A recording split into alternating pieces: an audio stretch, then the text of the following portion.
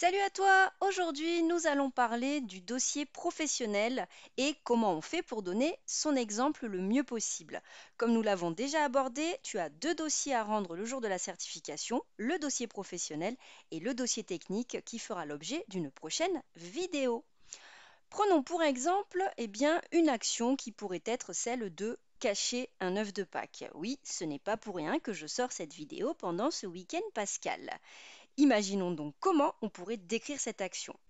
Eh bien, c'est très simple. Il va falloir que tu expliques et détailles précisément cette action comme si tu t'adressais à une personne qui n'y connaît absolument rien et qui n'a jamais caché d'œuf de sa vie. Trêve de blabla, ouvrons ce dossier professionnel. Imaginons l'activité type 1 qui serait organiser une fête pour plusieurs invités et l'exemple numéro 1, cacher un œuf et non pas une œuf, d'où l'intérêt de se relire, de Pâques.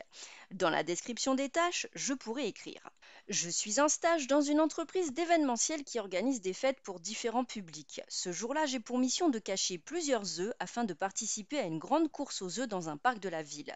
Je choisis tout d'abord un œuf facile à cacher et qui ne fondra pas au soleil. Je prends connaissance de mon environnement et du parc de la Chatouille. Je constate rapidement que le sol est très humide car il a plu la veille. Je décide donc de ne pas le cacher à même le sol, dans un buisson ou au pied d'un arbuste. En effet, il risquerait de se détériorer rapidement avec l'humidité. Je poursuis mon observation de façon appliquée et minutieuse. Il ne faut pas que cela soit trop simple, mais pas non plus trop compliqué, car il y aura des enfants qui participeront à la course et il est donc à ma charge de faire en sorte que la recherche soit accessible à tous. Je remarque, un peu plus loin, et en me servant de mon plan du parc, qu'il y a une fontaine. Un panneau indique qu'elle n'est en fonctionnement que durant les mois de juillet et août. Elle est donc totalement sèche depuis plusieurs mois, mais nous sommes dans une période de pluie et je fais bien le tour de la fontaine pour m'assurer qu'aucune mousse ou moisissure ne sont présentes. En effet, cela rendrait l'œuf totalement non comestible et représenterait un risque trop important. Je fais attention à bien respecter les règles d'hygiène et de sécurité et décide d'envelopper l'œuf dans un matériau adapté aux aliments. Je privilégie la double sécurité. En regardant de plus près, je constate qu'il y a une sorte de nid comme une petite coupelle formée tout au sommet de la fontaine. Je comprends que c'est le lieu idéal pour y déposer mon premier œuf.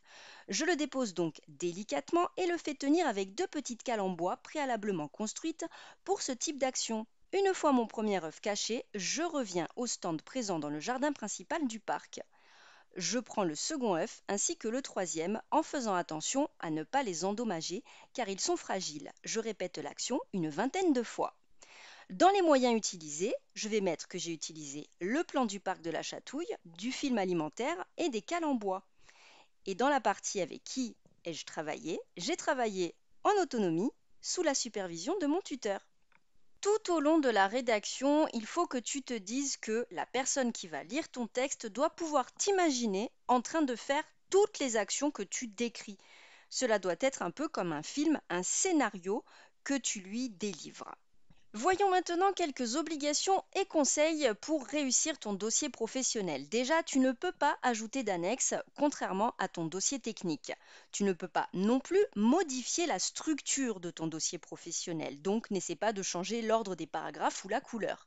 Et tu ne peux pas rédiger plus de 3 pages par exemple. Et c'est normal parce que sinon ce serait beaucoup trop long.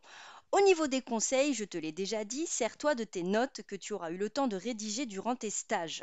Je te conseille également de donner 3 exemples pour chaque activité type. Il est proposé de n'en donner que 1 à 3, mais je te conseille vraiment de faire les 3. Et enfin, fais lire ton dossier professionnel à quelqu'un d'extérieur qui n'y connaît absolument rien. Voilà, c'est à toi de jouer. J'espère que ces petits conseils pourront t'aider. Je te dis à très bientôt. De toute façon, reste zen, tout va bien se passer. Tu as déjà tout vu durant ta formation. Ciao ciao!